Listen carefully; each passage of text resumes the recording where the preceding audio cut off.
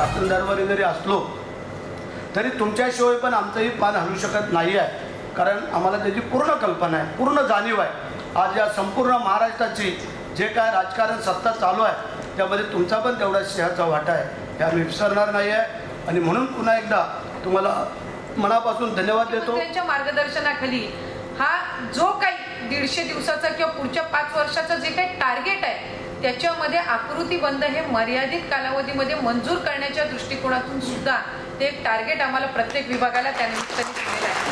त्यामुळे नक्कीच आपली ती अडचण ही पुढच्या कालावधीमध्ये या सरकारच्या माध्यमातून सोडवली जाईल